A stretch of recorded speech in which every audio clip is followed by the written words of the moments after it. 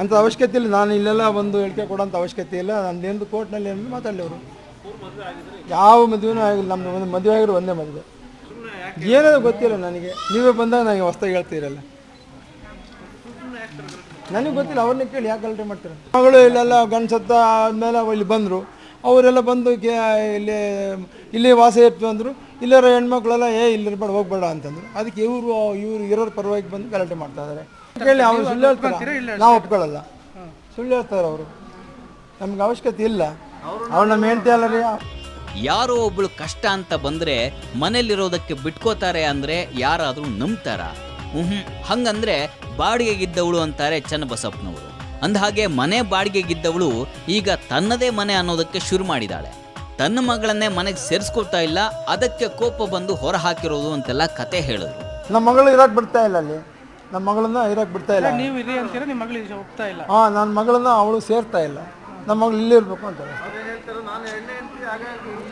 ಅವ್ರು ಹೇಳ್ಕೋಬಹುದು. ಯಾವುದೇ ಇಲ್ಲ.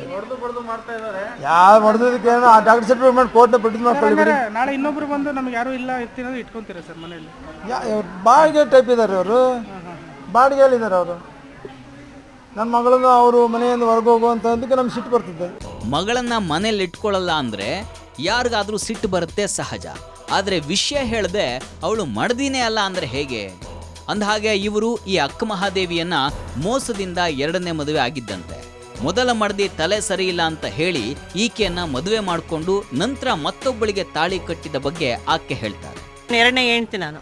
3 ಹೆಂಡ್ತರಿದ್ದಾರೆ. ಅವರೇ ಅಲ್ಲಿ ಹುಬ್ಬಳ್ಳಿಯಲ್ಲಿ ಒಬ್ಬರಿದ್ದಾರೆ. ಅವ್ರು 2 ಮಕ್ಕಳಿದ್ದಾವೆ. ಇಲ್ಲಿ ನಾನು ಒಬ್ಬಳೇ ಇರೋದು. ಇವಾಗ ಮೂರನೇ ಹೆಂಡ್ತಿ ಮೈಸೂರಾಗ ಮನೆ ಮಾಡಿಕೊಟ್ಟಿದ್ದಾರೆ, ಅಲ್ಲಿದ್ದಾರೆ.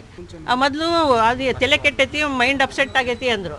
ಹಂಗಂದ್ರೆ ಮಕ್ಕಳನ್ನೆಲ್ಲ ನೋಡ್ಕೊಂಡು ಇರ್ಬೋದಲ್ಲ ಅಂತಂದು ಈ ಒಂದು ಹಿಂಸೆ ಇದಕ್ಕೆ ನಾನು ಮದುವೆ ಮಾಡ್ಕೊಂಡೆ. ಇಲ್ಲದಂಗೆ 3ನೇ ಹೆಂಡ್ತಿನ ಮದುವೆ ಆಗಿದ್ದಾರೆ. ಚನ್ನಬಸಪ್ಪನವರು ಈಗ ಮತ್ತೊಂದು ಮದುವೆ ಆದ್ರ ಅಥವಾ ಹಳೆ ಲೆಕ್ಕಾಚಾರವನ್ನ ಈ ತಾಯಿ ಈಗ ಹೇಳ್ತಾ ಇದ್ದಾಳ ಗೊತ್ತಿಲ್ಲ.